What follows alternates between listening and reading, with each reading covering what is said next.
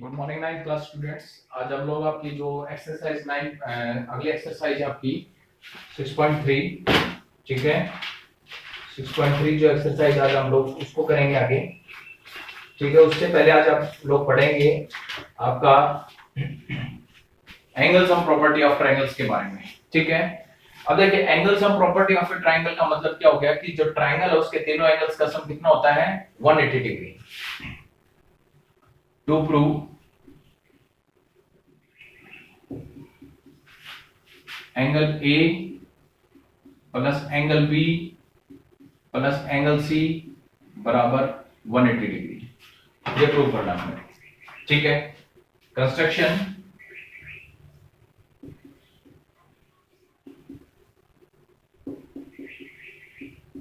Draw a line, L मान लो इस लाइन को, draw a line L parallel to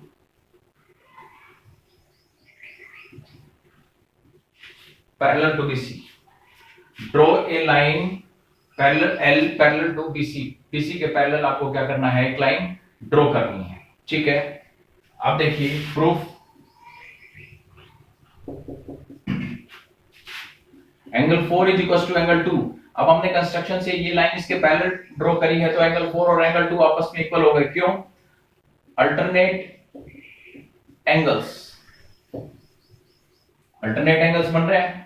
इसी प्रकार से एंगल 5 और angle 3, angle 5 is equal to angle 3। Condition second, ये भी आपका क्या है बेटा, अल्टरनेट एंगल। ठीक है, अब देखिए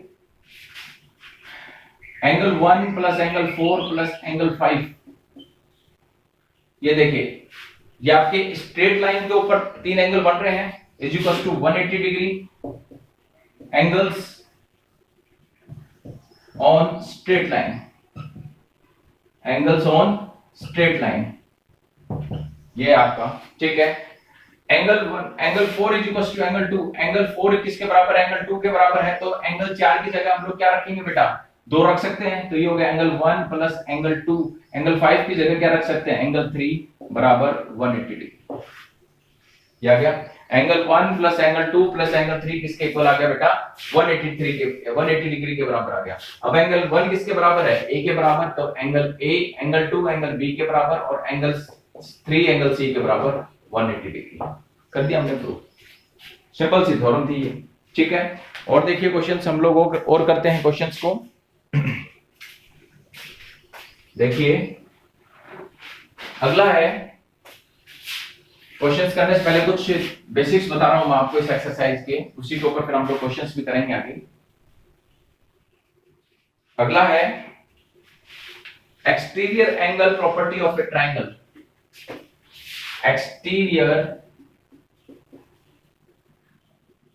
exterior angle property of A triangle.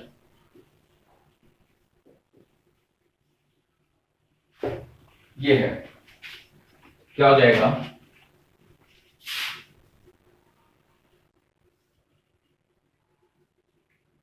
A B C, ये आपको एक ट्रायंगल दे रखा है। ठीक है, ये इसका क्या हो गया बेटा, एक्सटीरियर एंगल हो गया। जो ट्रायंगल एबीसी है इसका ये क्या बन गया बेटा, एक्सटीरियर एंगल हो गया। ये वाला क्या हो गया, एक्सटीरियर एंगल।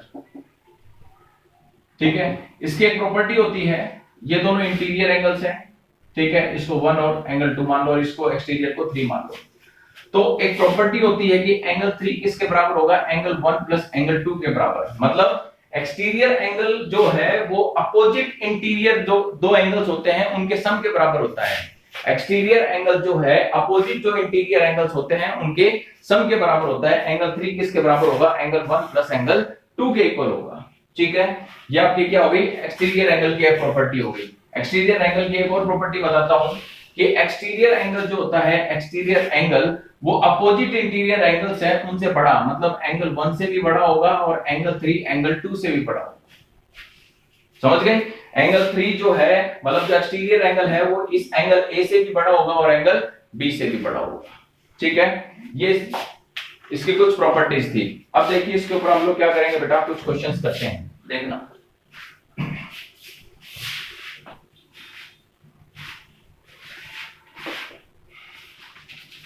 देखिए पहला ट्रू और फॉल्स का क्वेश्चन है, a triangle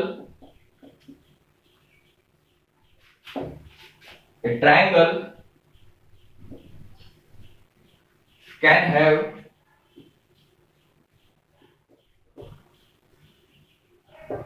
to right angles. एक ट्रायंगल के दो राइट एंगल्स हो सकते हैं। जो एक ट्रायंगल है उसके कितने राइट एंगल्स हो सकते हैं बेटा? दो राइट एंगल्स हो सकते हैं। क्या पॉसिबल है? नहीं है। एक ट्रायंगल के दो राइट एंगल्स हो ही नहीं सकते।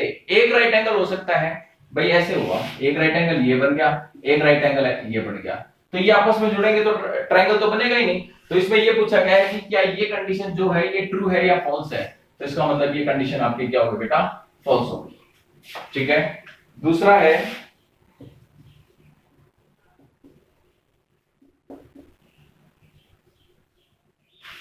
a triangle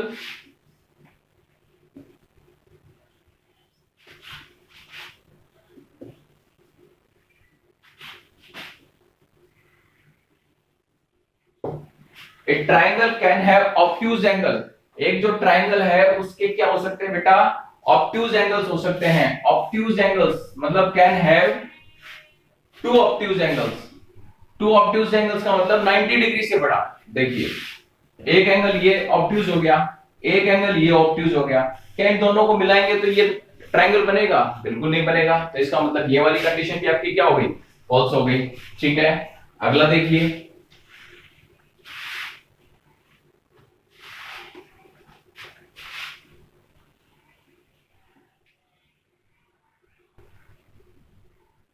all the angles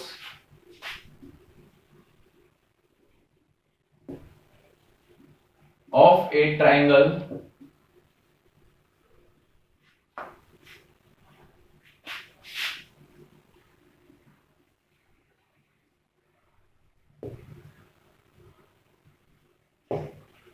all the angles of a triangle can be acute angles.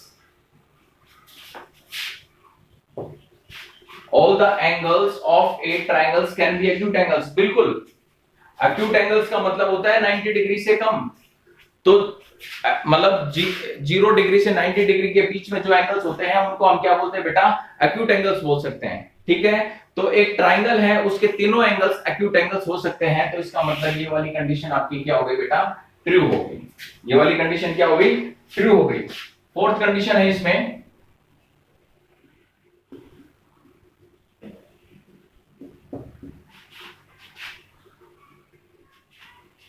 Right angle triangle